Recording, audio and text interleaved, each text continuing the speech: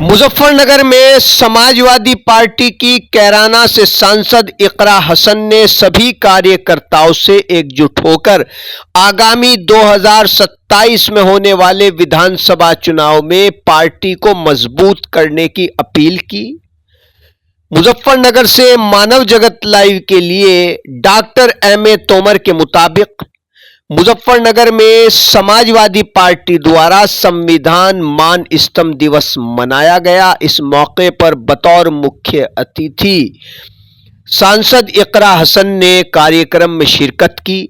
उन्होंने अपने विचार व्यक्त किए। उन्होंने स्पष्ट तौर पर कहा कि 2027 में अगर पार्टी को मजबूत करना है तो सभी कार्यकर्ताओं को एकजुट होकर पार्टी की नीतियों को जन जन तक पहुंचाने के लिए मेहनत करनी होगी, क्योंकि जब इंसान मेहनत करता है तो उसको मंजिल जरूर मिलती है। इस दौरान कई और वरिष्ठ नेताओं ने भी अपने विचार व्यक्त किए। कार्यक्रम में काफी संख्या में समाजवादी पार्टी के नेताओं और कार्यकर्ताओं की मौजूदगी रही। जो इस देश का दबा कुचला है, उनसे खासकर इस भारतीय जनता पार्टी के सांप्रदायिक लोगों ने वादा किया और उस एक भी वादे को उन्होंने निभाने का काम नहीं किया। आप लोग अगर चाहते हैं कि इस देश की सरकार बदले, इस प्रदेश की सरकार बदले, तो आप लोगों को बूथ पर खड़े होकर के ये लड़ाई लड़नी पड़ेगी। जैसे पूर्व वक्ताओं ने भी कहा आपके बीच में कि हमें अपनी वोट बनवाने का भी काम करना पड़ेगा, बहुत ध्यान रखने की जरूरत है। जिस प्रकार बिहार के अंदर अभी SIR को लेकर के जिस तरह से कई लाख लोगों की, 60-70 लाख लोगों की वोट काटने का काम निर्वाचन आयोग ने इस भारतीय जनता पार्टी के द्वारा रचा गया है, उसी प्रकार में आने उनकी चिंता कभी ये नहीं रहती कि मैं मुख्यमंत्री बनूं या ना बनूं। उनकी चिंता रहती है कि संविधान कैसे बचे, कैसे हमारी बेटियों की रक्षा हो, कैसे पीड़ितों की रक्षा हो। इसीलिए वो आज पीड़ित की लड़ाई लड़ने का काम कर रहे हैं। दबों की कुचलों की मदद करने का काम, जिनको जिनके अधिकारों से वंचित रखा जा रहा, उनकी मदद करने का काम, सदन से लेकर के सड़क तक लड़ने का काम अगर कोई कर रहा है तो आदरणीय अखिलेश यादव जी कर रहे हैं। मेरे दोस्तों, बुजुर्गों, हमारे सब नेता यहाँ बैठे, आपने देखा कि किस तरह से चुनाव में, लोकसभा का चुनाव हुआ, 20 दरोगाओं ने जिस तरह से गुंडाई करने का काम किया, ठीक हुआ। आपने देखा है किस तरह से मीरापुर में लुटाई करने का काम किया, आपने देखा। दोस्तों, बुजुर्गों, अगर आप चाहते हैं कि हमारे आने वाली पीढ़ी सुरक्षित रहे, पढ़े, आगे बढ़े और अखिलेश जी जैसा नेता, नौजवान नेता हमारा नेतृत्व करने का काम करे, तो सबको एक होकर के मजबूती के साथ 2027 में समाजवादी पार्टी की सरकार को लाने का काम आपको हमको करना है। आज हमारी बहन इकरा यहाँ आई है, एक पढ़े लिखे अनपढ़ अधिकारी ने जिस तरह से सत्ता के प्रभाव में आकर के दुर्भावनाओं से ग्रसित होकर के अपमानित करने का प्रयास किया है, उसकी हम निंदा करते हैं, बार बार निंदा करते हैं। और यदि उसको कह देना चाहते हैं, पूरी सरकार को बता देना चाहते हैं, इकरा हसन अकेली मुनव्वर हसन परिवार की बेटी नहीं, इस प्रदेश की, इस देश की बेटी। अगर वो इकरा हसन को या किसी भी बेटी को अपमानित करेंगे तो एक बार आकर के बता दे कि इकरा इस देश की बेटी है या नहीं। इकरा के परिवार का उतना अधिकार है जितना मेरा और आपका अधिकार है इस देश पर।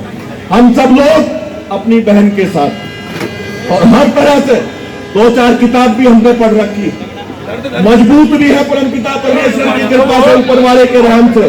हर तरह से लड़ाई लड़ने को हम तैयार है। हमारा नेता मजबूत, हमारे नेता आदरणीय अखिलेश यादव के इरादे मजबूत। हम किसी तरह से भी हटने वाले और झुकने वाले नहीं। लेकिन आपको भी आज सीख करके जाना चाहिए, सोच करके जाना चाहिए कि जिस तरह से ये दुर्भावनाएं पैदा कर रहे हैं, अगर हम इन दुर्भावनाओं में आए तो फिर हिंदू और मुसलमान करेंगे, हरियाणा की तरह जात और अदर जात करेंगे। कहा जहां जाति लड़ा सकते हैं वहां जाति को लड़ाएंगे, बड़े छोटे को लड़ाएंगे, हिंदू और मुसलमान को लड़ाएंगे।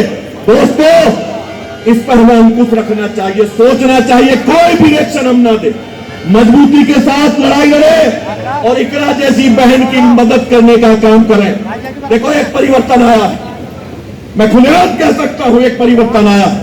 जिस तरह से खुलेआम एक धर्म के लोगों को टारगेट बनाए जाने का काम मुजफ्फरनगर, शामली में, सहारनपुर में किया जा रहा था, लोकसभा चुनाव के बाद जिस तरह से आपने मतदान किया, सांसद आदरणीय अखिलेश यादव जी के नेतृत्व में सभी यहां बैठे नेताओं ने एक होकर के अपने सांसद बनाने का काम किया।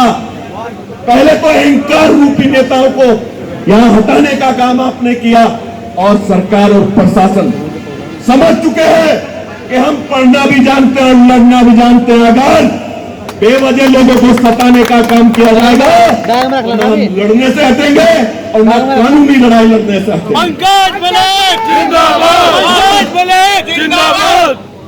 संविधान मान स्तंभ दिवस, हम लोगों को संविधान की रक्षा करने वाले नेताओं को मजबूत करने का काम करना है। हमारी बेटियों की, हमारे छात्र छात्राओं की आवाज को मजबूत करने का काम करना है। भारतीय जनता पार्टी के लोग अफवाह फैलाते हैं और देखिए उसके पास साधन और संसाधन होते तो पब्लिक स्कूल में सरकार सिर्फ झूठ बोलने का काम करती है, रोजगार के नाम पर लाठी चलाने का काम करते हैं। जब लोग अपने अधिकारों की बात करते हैं तो उन्हें बुलडोजर चला करके कुचलने का काम करते हैं। मैं किसान परिवार से हूं, मैंने योगी जी के सामने सदन में अपनी बात को उठाई। मैंने कहा जब आप मजदूरों को उनका अधिकार नहीं दे रहे तो पूरे प्रदेश के मजदूरों पर बुलडोजर चलाने का काम करें। उनकी सरकार पर कोई जवाब नहीं, क्योंकि वो लोग सिर्फ और सिर्फ झूठ बोलना चाहते हैं। हिंदू और मुसलमान के नाम पर लड़ करके अपने आप सत्ता में काबिज होना चाहते हैं। आप बहन इकरा को सुनने आए, मैं आपकी बात को मानता हूं और उम्मीद करता हूं कि हम सब लोग मजबूती के साथ जय अखिलेश का नारा लेकर के आने वाले समय में दोनों जिलों में 9 की 9 सीट जिता करके संविधान बचाने वाले आदरणीय अखिलेश यादव की सरकार को बनाने का काम करेंगे। इसके उपलक्ष्य में यहाँ पर मुजफ्फरनगर समाजवादी पार्टी कार्यालय पर उपस्थित जनपद से आसपास से आए सभी हमारे बड़े बुजुर्ग भाई, मेरी माएं बहनें, और साथ ही मैं सबसे पहले धन्यवाद देना चाहती हूँ हमारे जिलाध्यक्ष जिया चौधरी भाई का, जिन्होंने बहुत ही खूबसूरत कार्यक्रम का बहुत ही कम समय में आयोजन कराया। हमारे बीच में मेरे बड़े भाई और आप लोगों की विधानसभा में मजबूत आवाज पंकज मलिक जी, पूर्व सांसद कादर राणा जी, हमारे मास्टर इस्लाम चेयरमैन साहब, हाजी लियाकत साहब, माजिद भाई और जितने भी लोग जो मंच पर मौजूद हैं, जो समाजवादी के मजबूत स्तंभ हैं यहाँ पर, जिनका नाम मैं नहीं ले पा रही हूँ, आप सबसे माफी चाहती हूँ, लेकिन आप सबका दिल की गहराइयों से धन्यवाद करती हूँ कि आप लोग वहाँ पर मौजूद हुए और इस कार्यक्रम को सफल बनाया आप लोगों ने। आप सभी को बहुत बहुत बधाई। आज जिस विषय में हम लोग यहाँ इकट्ठी विषय है कि आज हमारा जो संविधान है, आज के दिन आरक्षण मिला था, लेकिन कुछ लोग जो सत्ता में बैठे हैं, जो सरकार में बैठे हैं, वो रोज कोई ना कोई ऐसी योजना को लेकर आ रहे हैं जिससे संविधान की ताकत को कमजोर कर सके। कभी सामने से प्रयास होता है, कभी पीछे से प्रयास होता है। आप ये देखिए, अगर संविधान नहीं होगा तो हम जैसे लोग जो पिछड़े हैं, जो अल्पसंख्यक हैं, जो दलित हैं, जो वंचित हैं, जो शोषित हैं, उनकी सुरक्षा कोई नहीं कर सकता। मैं नमन करना चाहती हूँ डॉक्टर भीमराव अंबेडकर साहब जी को, जिन्होंने हमें यह अनमोल तोहफा दिया। ये एक सुरक्षा कवच है हमारे सभी लोगों के लिए। इसी से हमें हमारे अधिकार मिलते हैं नागरिक के तौर पर सर उठा के इस देश में जीने के लिए। आज कि हमें खुद ही अपने संविधान की सुरक्षा करनी पड़ रही है। जो चीज हमारे लिए सुरक्षा कवच के तौर पर बनाई गई थी, उसकी सुरक्षा का दायित्व भी आज हमारे ऊपर डाल दिया है ये ऐसी बेईमान सरकार है। तो इस सरकार को, इसकी नीयत को हमें करारा जवाब देना है। ये आज हम और आप सब मिलकर यहाँ से संकल्प करते हैं, क्योंकि जब तक हम बदलाव नहीं करेंगे, जब तक हम इस सरकार को नहीं बदलेंगे, तब तक ये इसी तरह के नियम लाती रहेगी। आज हमसे हमारा जो बिहार के हमारे भाई हैं उनसे उनके वोटों का अधिकार छीना जा रहा है। ये एसआईआर नहीं है, ये बैकडोर की एनआरसी है, जिससे ऐसे लोगों को जिनके पास कागज नहीं है, यहाँ पर सभी लोग ग्रामीण क्षेत्र से भी ताल्लुक रखते हैं। कितने लोग हैं जिनके पास अपने घरों के कागज वहां मिलेंगे, या बिजली के बिल मिलेंगे, या पुराने हमारे बाप दादा के टाइम में कहाँ बर्थ सर्टिफिकेट बनते थे। कभी कभी जब म्यूनिसिपैलिटी में आग लग जाती थी तो सारे रजिस्टर वही खत्म हो जाते थे। तो आज वो लोग कहाँ अपनी चूक में हाल फिलहाल में हारे हैं। मैं सबसे ज्यादा महत्वपूर्ण उस बात को समझती हूँ और वही कहना चाहती हूँ कि आप लोग सब यहाँ जितने बैठे हैं, आप सब पार्टी की ताकत है, पार्टी के स्तंभ है। लेकिन अगर हम अपनी खींचातानी में दूसरों को मौका दे रहे हैं, दूसरों को जगह दे रहे हैं, तो ये हमारी बहुत बड़ी भूल है, गलती है। जब सरकार बनेगी, जब माननीय राष्ट्रीय अध्यक्ष जी मुख्यमंत्री बनेंगे, तो एक एक व्यक्ति उनकी सरकार आपने हमने देखी है, महसूस किया है क्या ताकत होती है उस सरकार में। तो उनका एक एक व्यक्ति, एक एक कार्यकर्ता मुख्यमंत्री बना रहता है, इसलिए आपस में झगड़ने की कोई बात है ही नहीं। और हमें बहुत सूझबूझ के साथ, मेरे भाई यहाँ खड़े हैं बहुत सारे, फोटो हम ले रहे हैं, लेते भी रहेंगे, लेकिन हमें बहुत खामोशी और संजीदगी के साथ तैयारी करनी है। यहाँ जितने भी लोग मौजूद हैं, ये कोई एक एक व्यक्ति नहीं है, इनके एक एक के पास मुझे मालूम है पूरी की पूरी विधानसभा को प्रभावित करने के वोट यहाँ पर एक एक आदमी लिए बैठा है। तो आप लोग अपनी ताकत को समझिए, मेहनत करिए, और मुझे पूरी उम्मीद है कि आप और हम लगकर जब एक एक सीट पर मेहनत करेंगे तो हम अपना 27 का लक्ष्य जरूर पूरा कर पाएंगे। लेकिन उसमें हमें सोच बड़ी रखनी है, दिल बड़ा रखना है कि मेरी सीट में जीत लूं, अगली कोई हार जाए, ऐसे काम नहीं चलेगा।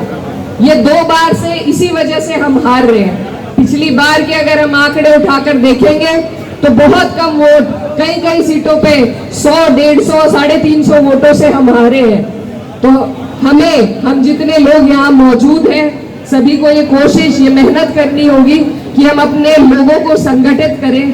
टिकट चाहे किसी का भी हो, चुनाव चाहे कोई भी लड़े, आपका हमारा लक्ष्य होना चाहिए सरकार बनाना। क्योंकि अगर इन्हीं बेईमानों की सरकार रही तो आप और हम इसी तरीके से परेशान रहेंगे। हमारे जीने में, हमारे आगे बढ़ने में कोई सुधार नहीं आ पाएगा। तो हमें समझदारी करनी होगी, और सिर्फ सड़कों पर उतरकर समझदारी नहीं होती, एक एक वोट को जोड़ के, एक एक आदमी को मनाकर, तब जाकर हम सरकार तक पहुंच पाएंगे। तो आज संविधान मान स्तंभ दिवस के दिन मैं आप सब से ये वादा लेना चाहती हूँ कि आने वाली 27 में पूरे के पूरे जिला मुजफ्फरनगर हम जीतेंगे या नहीं जीतेंगे? आप सब मेहनत करेंगे, क्योंकि जब हम एक एक सीट को